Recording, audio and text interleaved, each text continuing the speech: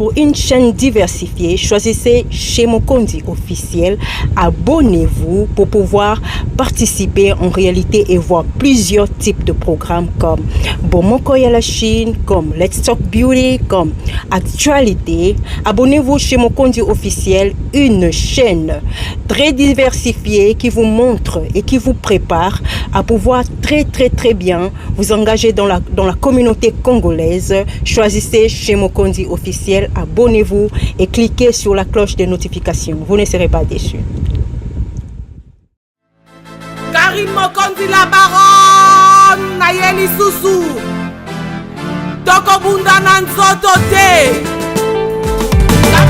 Big up fire, boom, fire.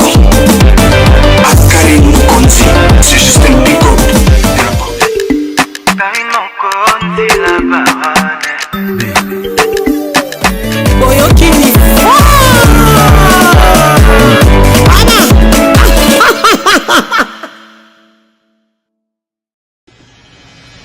Voilà, bandeko ya émission Nabiso Vérité 5 avec toujours Francis Emi Atembo, celle contre tous. J'espère que vous aurez remarqué tout le bien que pour changer moi emplacement puis place pour bandako ça la émission Nabiso de l'eau au monde dans la carte ya salon de coiffure et pas Nabiso Chantinelle. On a point ya P9 na au Sélagan.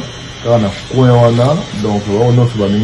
mis à thème en tout cas beau hésiter boya pas Chantinelle coiffure donc la main d'or voilà donc ils en a au Selaga na point P9 na point on a non loin na métro P9 voilà donc le lot encore une fois tout côté na bino l'émission Vérité 5 conçu par Babo Matutu et Francis Emi Atembo car nous allons toujours la néma de ça l'émission de l'eau vraiment naturel car nous l'avons remarqué mais aujourd'hui l'émission de l'eau tous la biso moroté comme d'habitude de l'eau tous on a Babo Matutu et puis on a Marie-Laure Mwaka comme analyste donc quand nous to le bel amino que ba émission au côté moment te belé na carte pour na to pesa ngubu car nous allons donc les lots toyeli de sous Prince Babia la carte ya analyse d'Abiso Vérité 5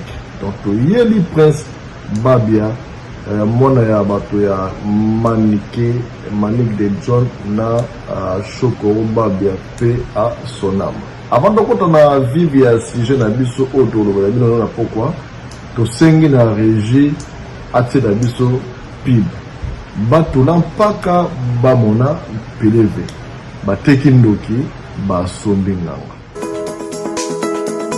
Pour une augmentation de la poitrine et des fessiers, utilisez la pommade Tozawatai.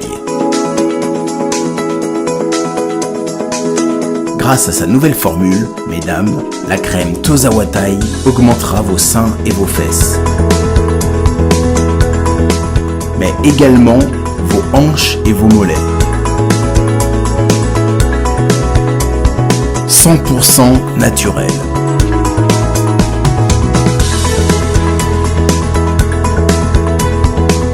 Cette pommade sera également efficace pour les hommes car elle augmentera et vous rallongera votre pénis.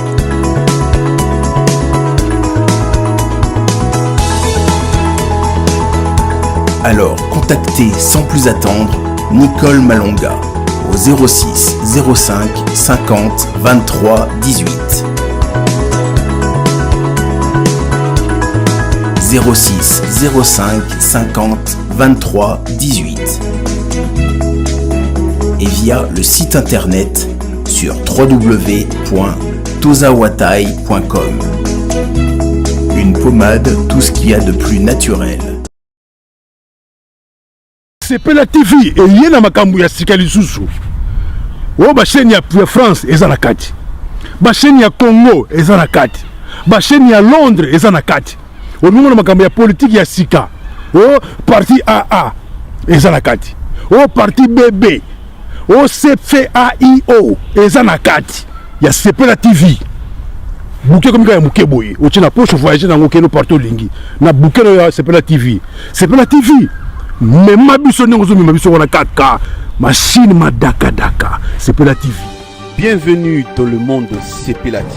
Sepela TV est le décodeur qui vous permet de suivre les chaînes du Congo en direct de la diaspora. Voilà des retours sur Vérité 5 avec toujours Francis Miatembo seul contre tous. Question à l'histoire des Bosso, c'est-à-dire que directement na Babo Matutu na Marlo Mwaka. Tony juste pour na tomoni ndeko na biso leki na biso frère na biso Babia na po ya Madilu système et na po ya Carlito. Donc point de vue na bino par rapport à l'interprétation oyo ndeko na biso Prince Bia Babia Babo Matutu impression na yo eza nini par rapport à l'interprétation na est-ce que a réussir yango ou a komakite donc Babo Matutu na Marlo Mwaka question oyo et les bino yango par rapport à prestation ou interprétation ya ndeko Prince Babia donc a interprété Madilu système à côté que dans le ya Carlito botuvango comment par rapport à prestation na ye. Bonsoir Francis Miatembo, bonsoir na Bagbo Matuta, motema ya batu ya Mama Angela Meza, bonsoir na bandeko nyonso tout bozwa pe occasion ya kolanda biso na analyse oyo.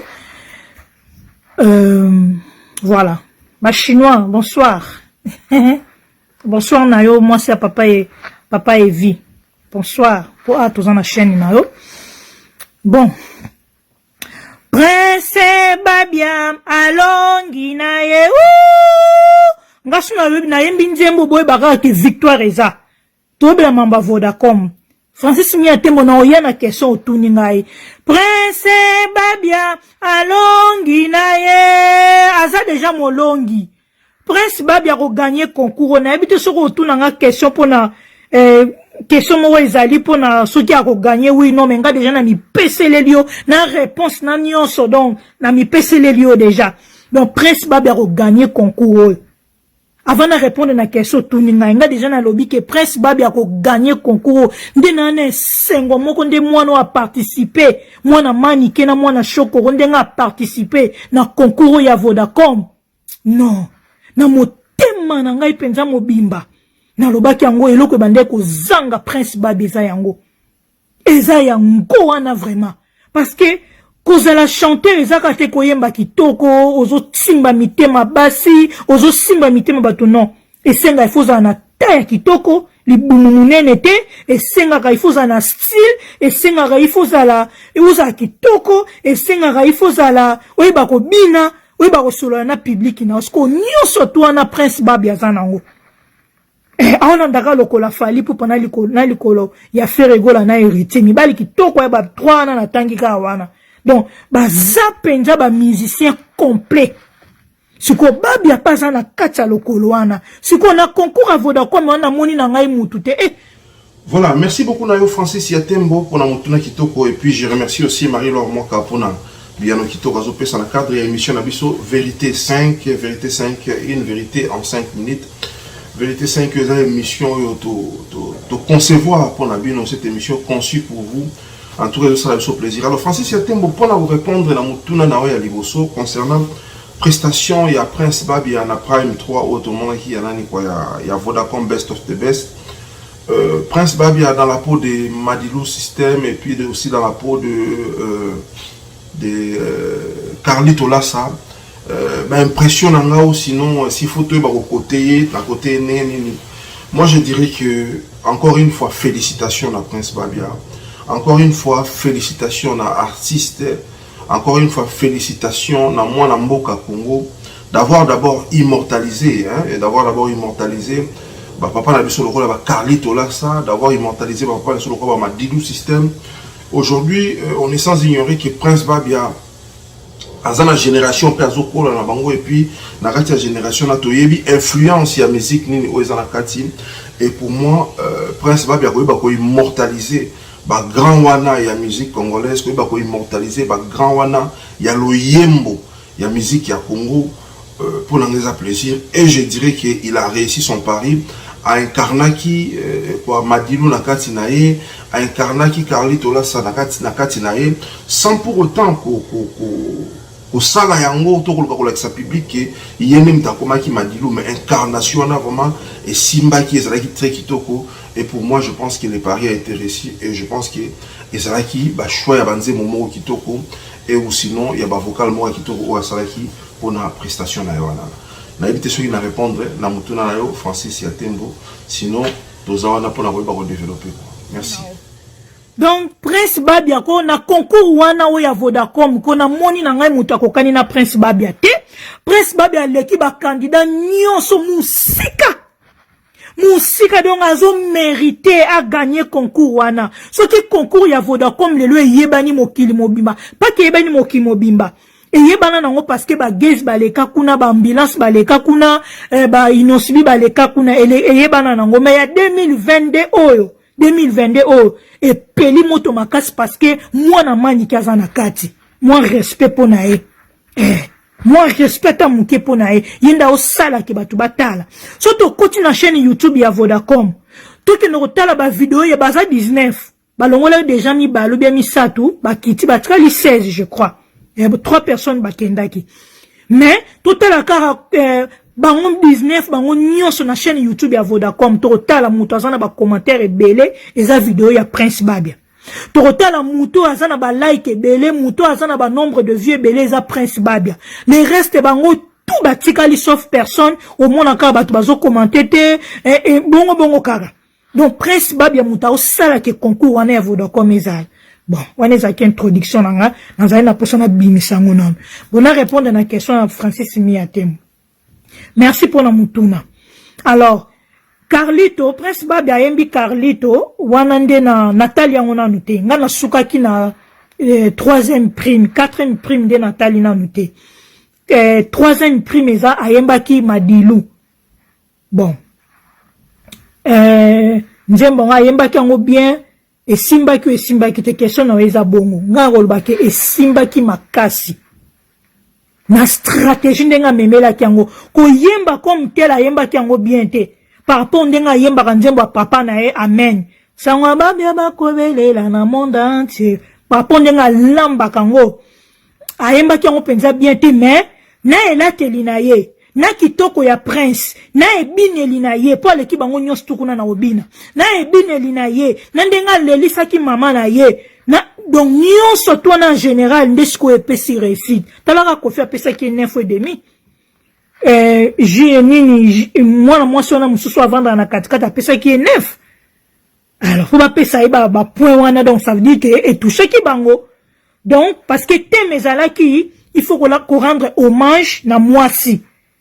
Maman n'a qui sur place. A l'élisi manique. Donc, il a qui c'est que, et ça l'a qui réussi. Na voix penza à 100% te mais, na onyo surtout na limboli wana. Et l'ingo l'a que non. A yemba qui bien. Et ça li qui, en général, a yembi bien. Na même chose français, c'est mis un tembo. Na papa barbo. Na bandela qui vidéo wana ta dif, nzamba o monanga. Kaka njembo wana o Prince Babia yemba ki wana ya Madilou wana ya papa Lutumba mais Madilou muto yemba ngo na bandela ki ngo 10 fois non mono azan étoile. Voilà Neko Babo Neko Marilo, en tout cas merci na réponse tabino par rapport en tout cas je vois que monsieur Bandi Kitoko en tout cas merci beaucoup na botno so bazo dans na biso na ba plateforme na biso bisikano so émission Gedeka plateforme générale ezali na chez Mokonzi officiel. Voilà. Donc prochaine question na biso Babo et Marlon Mwaka toyoki dédicace ya Manique de John na kati ya na prestation ya Ndeko na biso Prince Babia. Est-ce que ezaki important que Prince Babia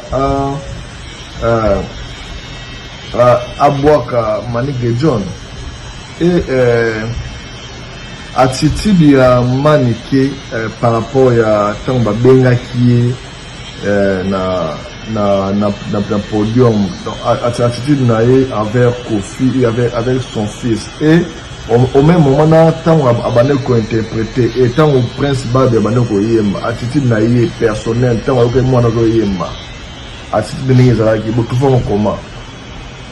Donc deux questions par rapport à la dédicace na yé et puis prochain par rapport à l'attitude il y a maniqué par rapport il y a interprétation il y a moi na yé prince Babi.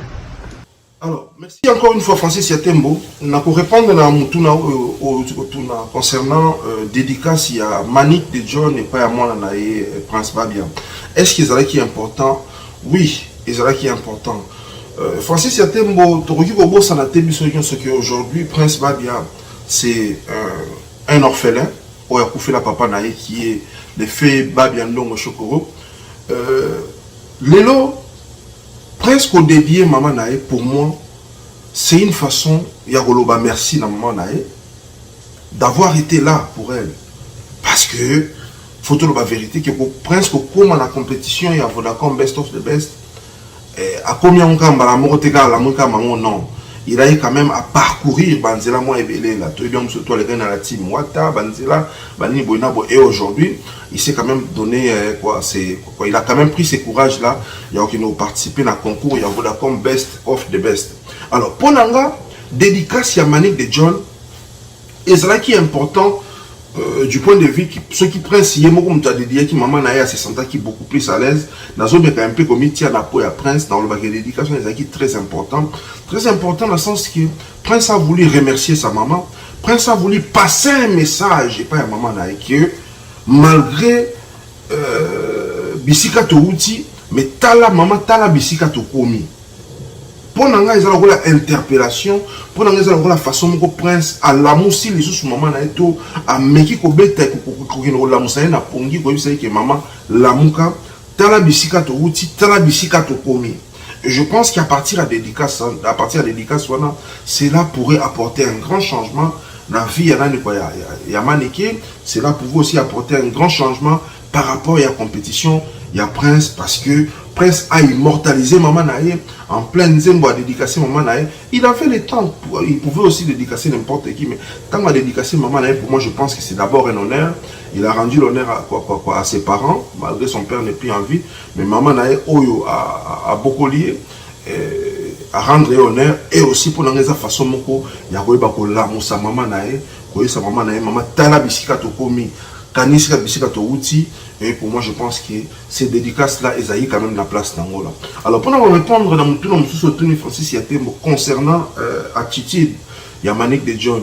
Moi, je dirais que attitude Yamanik de John, na prime toi oyo, na holoba que j'ai vu Manik de John Moro à Lamouki. J'ai vu Manik de John Moro à Romoko moi consciente par rapport à la vie à moi là. Parce que Toloba Kiango, dans l'émission passée, Toloba Rango, dans la différentes émissions, que ceux qui seulement, qui s'injurent dans Manik de John, mais qui un peu comme la vie, pas comme la vie après, c'est pas bien dans le sens que base à la sous-babot, non, mais qui un peu comme libéraliser moi, na mamutu ya musala ya moi, na nini, mais quand on tient mon musique, et ça, ma lame mingi pour la carrière, il y a des relations Prince Babia. Et je pense que l'attitude on a mon qui a Manik de John pour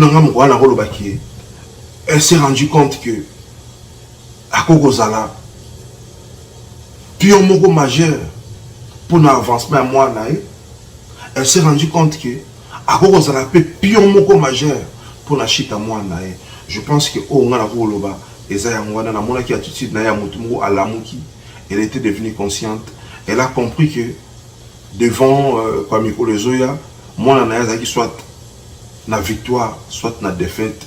Et en tant que maman, il faut battre la moi. Donc, naïf été ceux qui n'ont répondre dans Mutuna Nayo, Francis Yatembo. Merci beaucoup. Attitude la manité en tout cas côté marketing, moi suana non, allez comme autres. Donc, à même qui a mon penza bien, à combat qui a mon penza qui toko vraiment.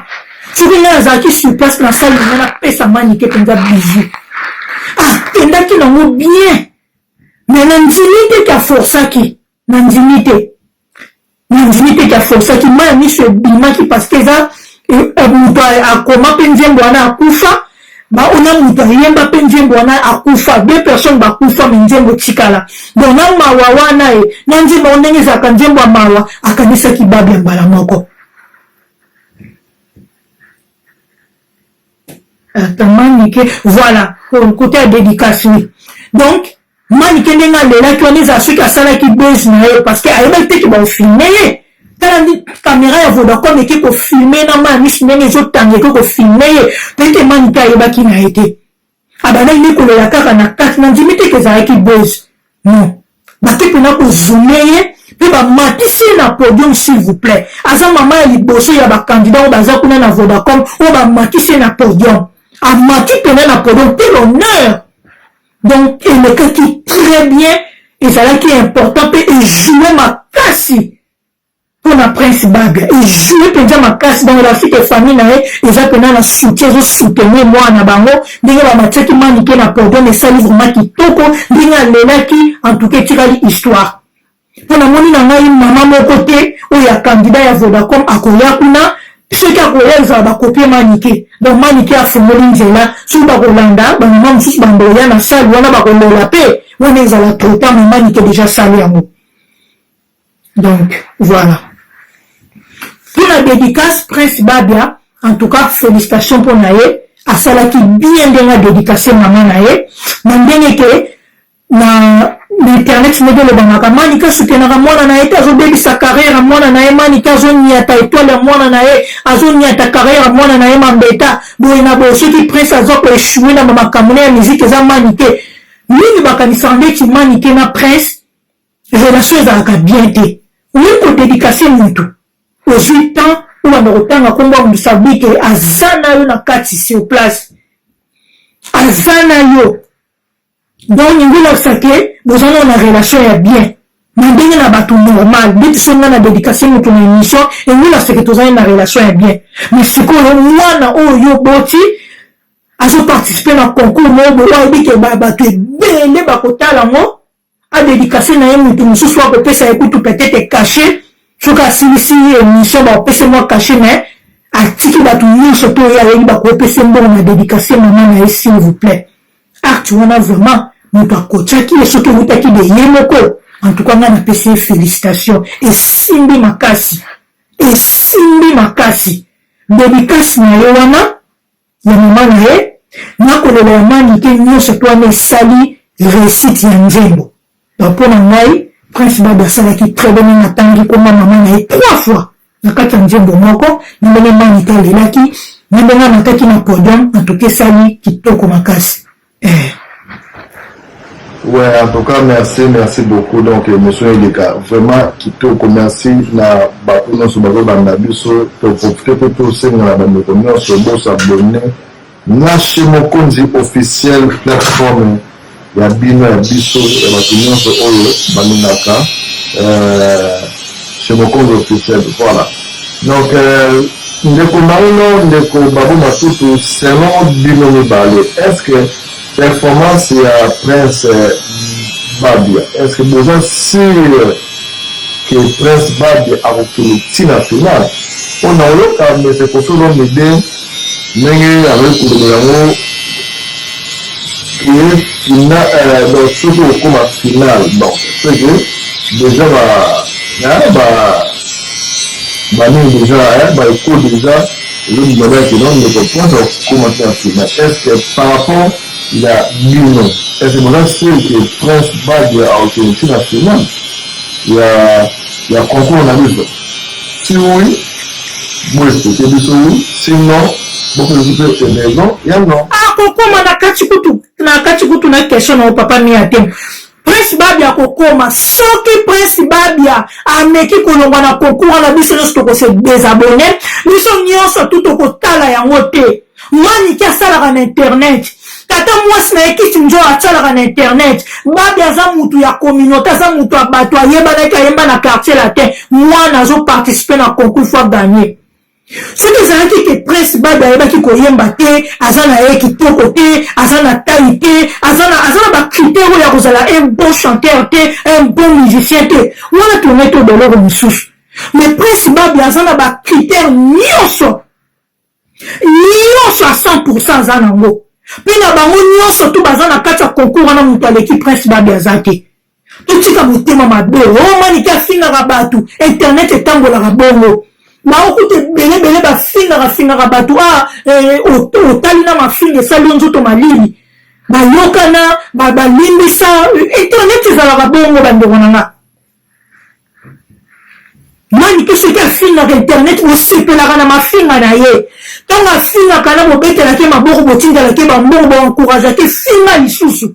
Si pourtant moi on a participé à concours moi ma fille année ba rozonga non to ko voter bando ko na bota la vidéo ko voter Prince Babi na ko ce qui Prince Babi a kati concours et katani na katikati Vodacom les asu na succès so baza na stratégie ba bomba et tina shuka yende mutazo kota ba voter belé yende mutazo sala ke concours wana ezala na tima ina mon côté ngana bino peto yebi Pongai penza nzamba omona nga soki Prince Babi azalaka nde na concours à Vodacom na temenya ntama na ngapangote pesa manini pro majabu gospel kuteleka musika majabu kuteza bato nzambe bango bango za bato mokili faleza na ngwashi na makasi nzana ngwashi na vumate na bite na poto ba imusibina ba des na wote soki ezalaki ndeni mais o penza Babi mtaosala po ezala.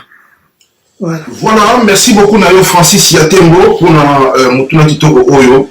Par rapport à la performance, il y a Prince Babia et puis la façon dont Prince Babia a joué Mbela. Est-ce que tu as pensé que ou sinon, ce qui est à la zone là que Prince Babia encore dans la finale et puis par rapport il va dire il y a Kofi Olomide lobby, si seulement tu es arrivé en finale, Francis Yatembo on a voulu savoir que Prince Babia a ça la chance non pe azana ba tout nyonso oyo et koki kokomisa ye na finale. Il a la chance, azana musala yebi koyemba, il a le public et quoi encore là. C'est ça. Et ça la bloc oyo sengaka pour que au combat na finale. Donc ayebi koyemba à chaque fois nae azo surprendre sinon azo lakisa azo bakisa moi un petit plus moi ingrédient moi qui par rapport à Moussa Naïla. Alors moi je pense que tout ça ils ont bloqué au niveau ça là que Prince Babi azala parmi les candidats au bao qui mettent na nous quand na finale. Au début na ba concours ya de Francis Yatembo et ça na ba au bazala kapon ou azala bon zomoné excellent yeba kitoko et puis ça na ba musu bazala bazala populaire et bateau va organiser un concours, il y a bateau va organiser un événement. Ils ont aussi besoin, il y a bateau bazar populaire, parce que bateau bazar populaire, là, ce sont eux qui vont les accompagner. Les business là, on doit dire que et donc voilà, vous d'accord, best of the best, ceux qui vous d'accord, à créer un choix parce qu'ils ont business. Business dans le sens qu'il Vodacom veut promouvoir les artistes, veut promouvoir les talents, mais aussi Vodacom yépé dans le tout à l'IEP, il va se retrouver dans quelque chose. Alors, pour un artiste, et aussi non pour un gars qui est déjà populaire, pour un gars qui a du talent, pour un gars qui à chaque show, présence là, et c'est un petit plus là. Vodacom va en profiter. Et ben, membre ils vont vouloir en profiter par rapport à la popularité à Prince, parce qu'on doit quand même se dire qu'à chaque fois qu'il est là, de Santaka, comment est-ce que Batou,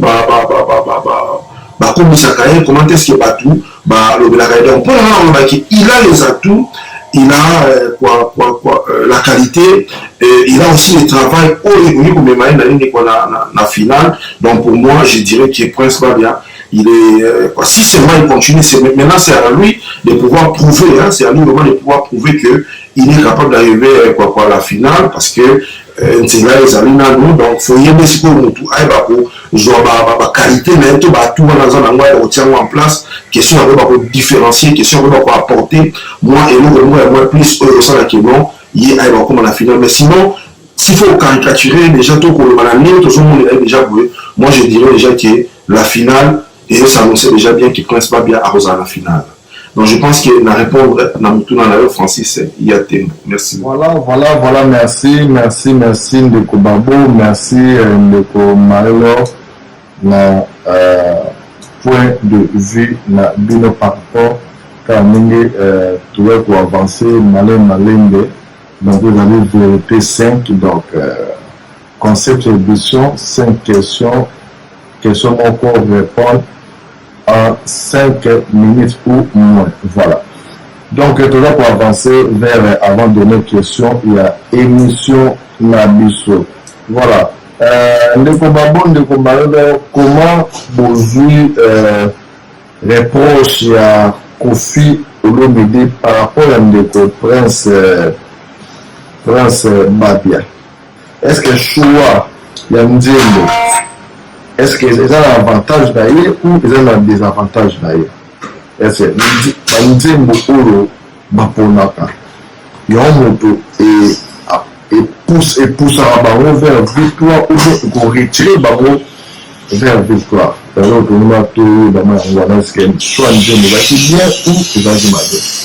Encore une fois, Francis, il y a beaucoup de concernant reproche à l'artiste Kofi Olomide, mon père Mokonzi, ou reproche à apporter qui n'est pas Ndekolabiso Prince Babia concernant choix à Nzembo, là où Kofi Olomide a essayé un peu de dire à Prince Babia par rapport à choix à Nzembo.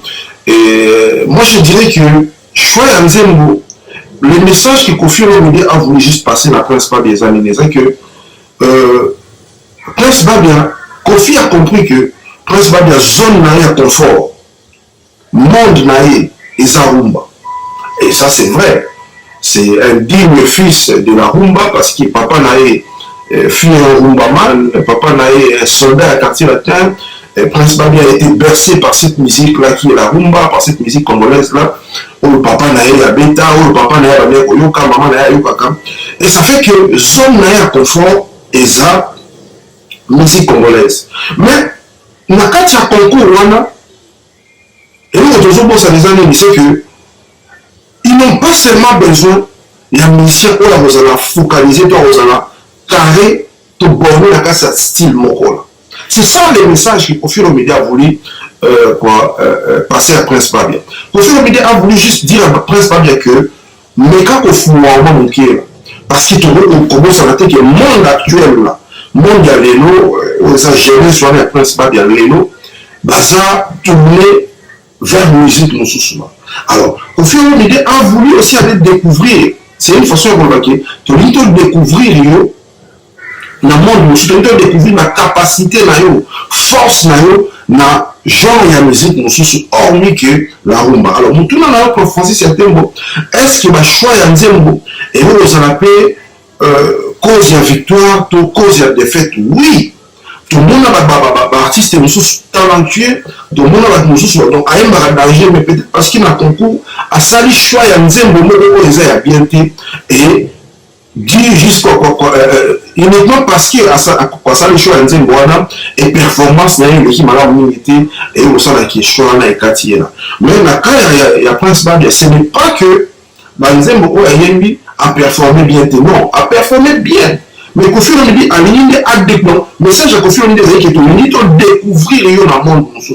Et pourquoi aussi ça là? C'est parce que l'adversaire ou sinon le challenger, il y a Prince Babia, Obichon Stoyemi et ça Jacob J. Donc par rapport au challenger, voilà, Kofi Olomide a voulu juste passer un message à Prince Babia que si seulement il faut affronter ce challenger là, il faut le retrouver dans la même dimension qu'il est là. Donc, faire la rumba c'est bien, mais le matisse un peu la lèvre de souci, tout le monde, on se ouvre ça là qui est l'élo, ceux qui, madame la Simbi, on va vous foutre, on va ça là qui est l'élo, même à 4 bateaux, on se les bandes là, hormis République démocratique du Congo, bah il va peut apporter la faute dans le et pas à Prince Babia, sans pour autant, bah il va voter là qui côté là, on va battre beaucoup plus qui côté là, artistique, sans pour autant battre là qui côté là, rumbaman, mais battre à côté là, artistique, un artiste qui est ouvert dans la culture, sinon dans la style, il y a la musique là. Donc moi je pense que choix Nzembo est très important, mais dans ce cas, Kofi Olomide a juste voulu pour Prince Babia na monde mususu pour envoyer ça qui non à voyager, pour naviguer dans le monde. Et pour moi, je pense que Eza conseil moral bien. C'est une façon, c'est une façon pour la Kofi Olomide pour préparer Prince Babia par rapport à la finale, ce qui se met Prince Babia comme la finale. Donc, je pense que la réponse dans la Francis Yatembo, mais il y aura toujours qu'à vérité 5 et une vérité en 5 minutes. Et merci aussi à Marie-Laure Mwaka. Reproche Kofi à Salaki, Prince Babia oui eza bien aza na posa ayemba pe banzembo bato mosusu mais Kofi aza na retard parce que ayembaki déjà Gims a pris idée je crois ayembaki nzembo ya Gims ayembaki pe nzembo ya Fally oyo ayemba na Diamond donc nayebi te Kofi makanisi ezalaki wapi mais Prince Babia déjà ayembaki Gims ayembaki pe na Fally oyo ayemba na Diamond donc na bakombashaka bakoncours abofoko kozwaka bakritique nyonso kozwa baremarke nyonso komikitisa Kofi ayebi miziki très bien soki abimisi liloba mpona Prince aza lokola bebe epa Kofi Olomide bebe mpenza makasi Prince nana akomi na niveau kutu ya papa na ye te alors soki légende comme Kofi Olomide apesi yo remarque vanda réfléchir zwango mpenza na kati ya motema ezaka mpona intérêt ya Prince akende liboso critique moko te kozala ya mabe mpona ye nyonso ezala ya mabe eza malamu apona nga azwango kaka yebakisa un plus lokola Kofi asengaki ayemba na nzembo ya bakongole te ako abima epe libanda asala yango voilà ntango akosala yango Kofi akosepela kobamba ye 10 ntango bazobamba ba 10 jours ezobakisa mpe ba 1 plus kaka na banoti na ye donc voilà voilà ndeko babo matutu bango mwaka donc question là parmi les dernières questions est-ce que soki ndeko Prince bakutani na Jacob Zero na finale est-ce que boza sûr que Prince akogagner devant Jacob namoni yimbo ya Jacob wana nayebi te yimbo pas Prince te mais ya mistake mais par rapport à ndenge Kofi asalaki réponse pas ndeko Prince et ameka yango kobima na banzembo libanda ke olotoasikala na nzembo ya Congo Jacob ye aza toujours na tendance ya biloko ya libanda donc avantage oyo ozokende pa Jacob yango wana Prince aza toujours na tendance ya biloko ya kati mais Kofi en tant qu'un grand apesi conseil yameka kobima ya libanda donc par rapport ya conseil oyo Kofi apesaki ye na par rapport ya motu est-ce que soki Jacob na Prince supposons bakole na finale botovamo eza ndenge malgré tomoni na bazwi na YouTube tomoni bato bazolinga mpe sili kotala image ya Prince toboyi te wana moluka baboyi yango mpe ntango mpe Prince azoyemba osentir ya foule bazoganga mais malheureusement foule wana ekorapporte eloko moko te donc bato bana na mot final ya mimo asuka ya public oyo bakovote bino nde bisekaka choix ya public ozala donc nga mpo na ngai napesi bango na bonne chance mais mangelo wana bango batoto bino bopesanga koma final soki bakotani bango mibale ezala koma Jacob ayebi koyemba mais mpona koganye ayebi koyemba ma ayebi kobina te aza na taille ya misete aza lokola papa mobimba aza na bataille ya bapapa mikolo aza mwana mokie na âge mais asaute nde olobaki omoni mutu boye aza na 20 ans aza na 18 ans mais asaute kopesa ye memi 40 ans ezalaka mais sikoyo na miziki nyonso to wana ekontaka bamiziki ya balelo boye ba âge lokola Prince akozala na ba 20 ans 21 ans ba 22 ans pas plus mpona ozoyebaka ekala mingi te dans mikolo ane uti koleka fetaki 19 ans na ye donc akozala na 20 ans 21 ans 22 ans pas plus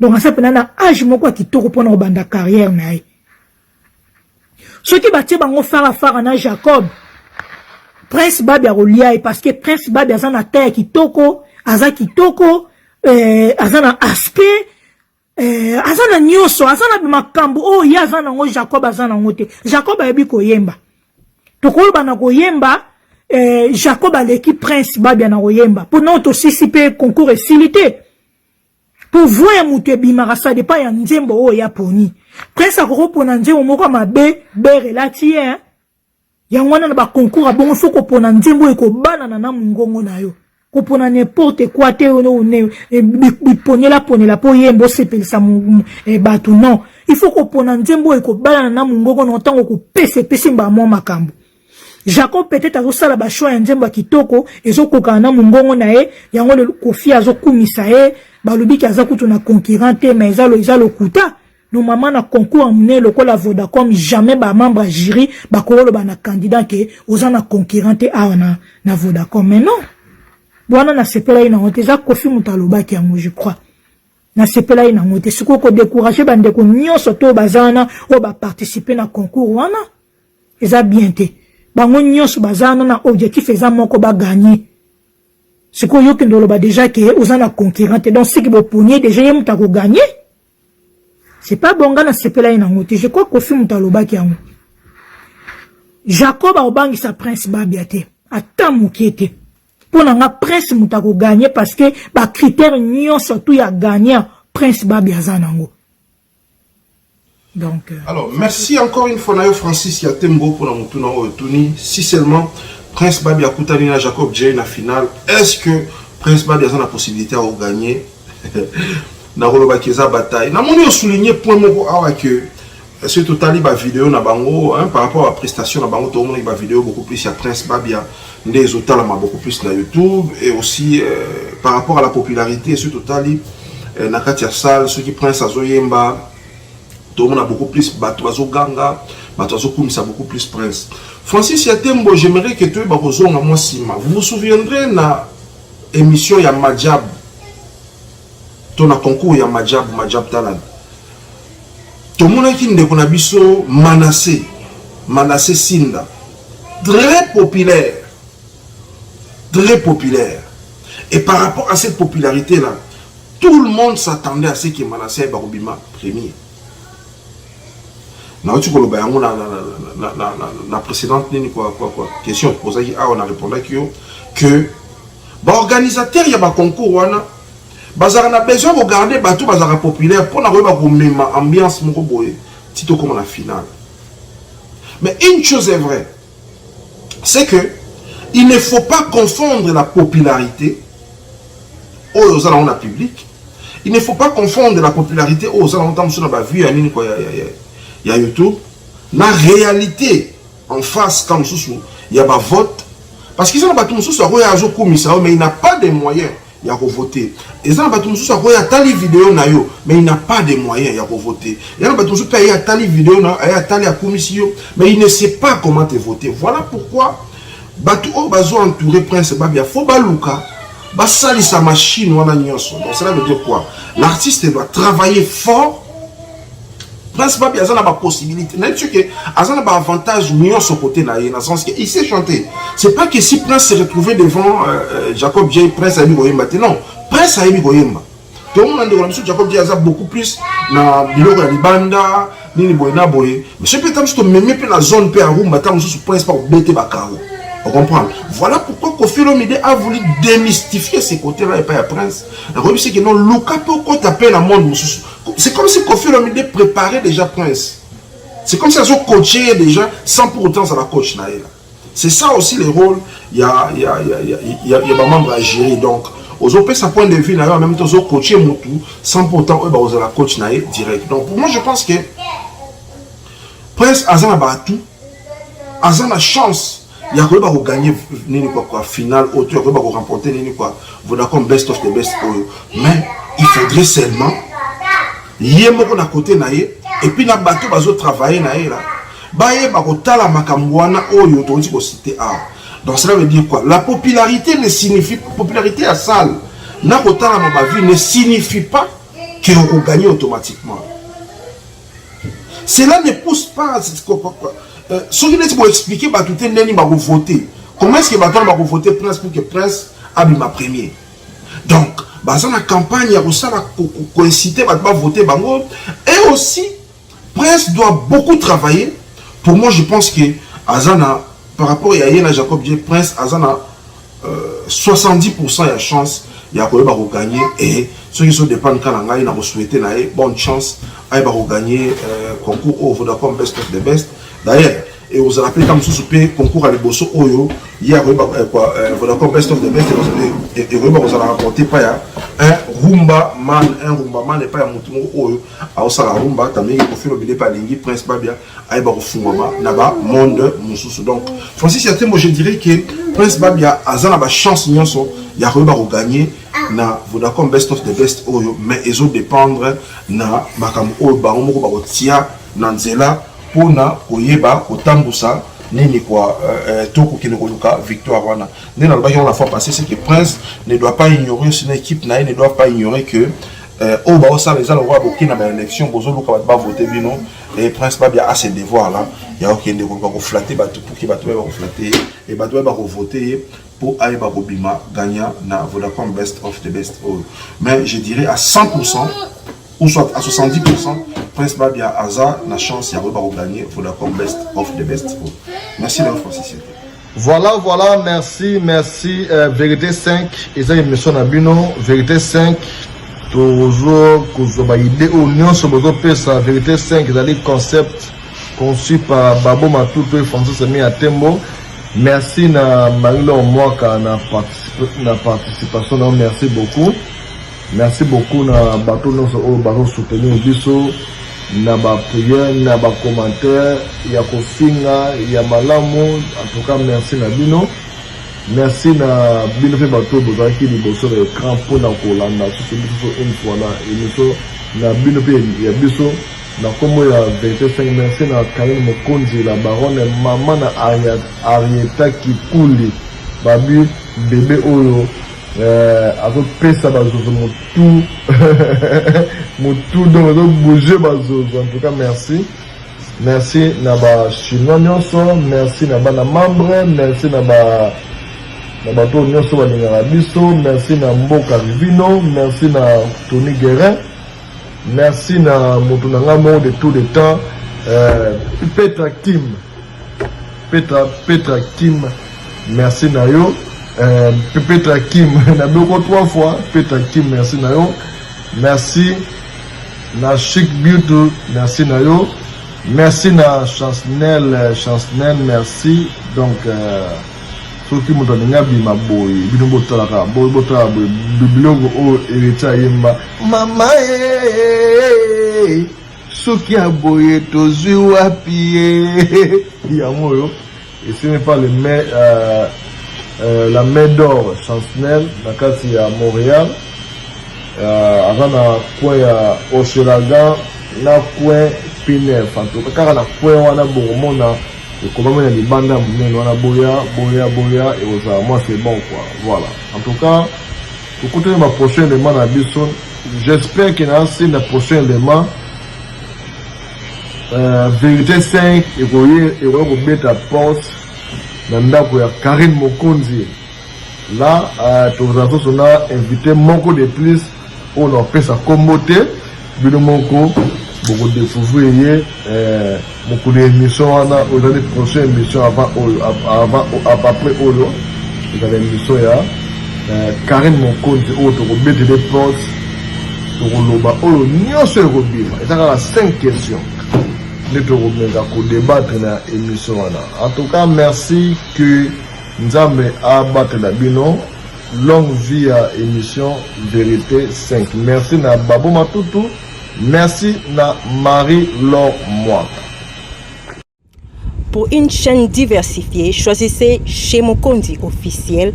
Abonnez-vous pour pouvoir participer en réalité et voir plusieurs types de programmes comme Bomoko à la Chine, comme Let's Talk Beauty, comme Actualité. Abonnez-vous chez Mokondi officiel, une chaîne très diversifiée qui vous montre et qui vous prépare à pouvoir très bien vous engager dans la communauté congolaise. Choisissez chez Mokondi officiel. Abonnez-vous et cliquez sur la cloche de notification. Vous ne serez pas déçus. Pour une augmentation de la poitrine et des fessiers, utilisez la pommade Tozawatai. Grâce à sa nouvelle formule, mesdames, la crème Tozawatai augmentera vos seins et vos fesses, mais également vos hanches et vos mollets. 100% naturel.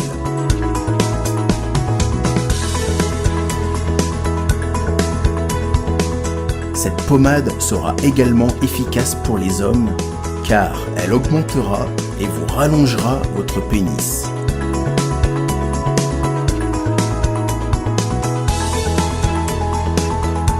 Alors contactez sans plus attendre Nicole Malonga au 06 05 50 23 18.